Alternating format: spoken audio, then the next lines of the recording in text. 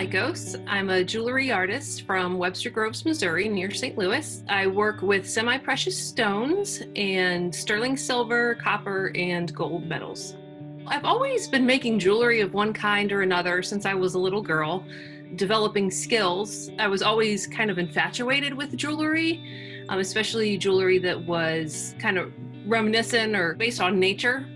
So natural stones and natural gemstone beads. And when I was in my 20s, my skills developed a little bit further.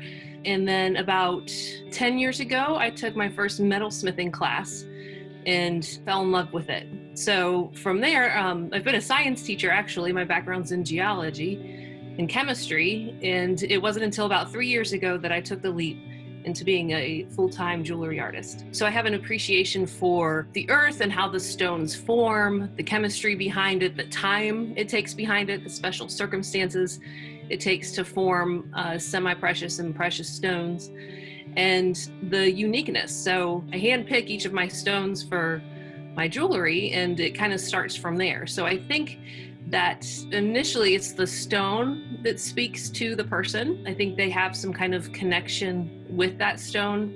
And, you know, I try to keep my designs simple, but complementary to the stone. So whether there's a pattern or a shape that I like to enhance by my designs.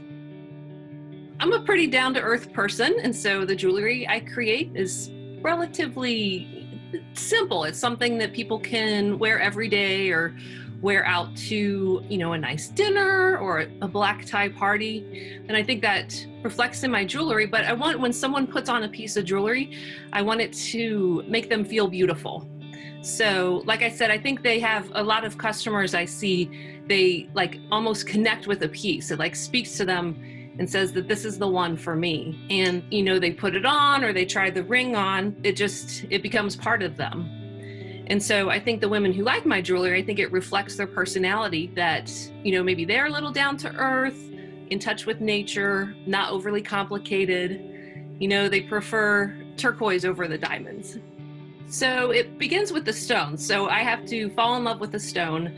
Sometimes I see a definite design. Sometimes I don't. I just know that I need to have the stone and something will come to me later. I do sketch to get some ideas flowing, and I sketch multiple ideas. My mentor once told me, you know, you sketch once and then your second sketch you change about 10%, and then your third sketch you change about 10%.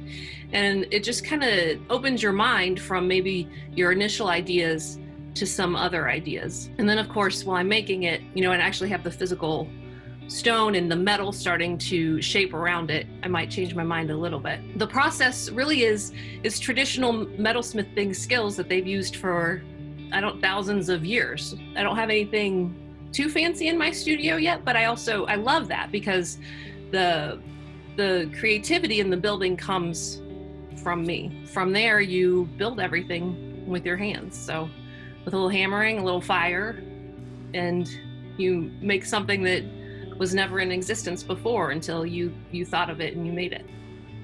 I'm very grateful that Lohmeyer is doing an online art fair. A couple others are, to different extents.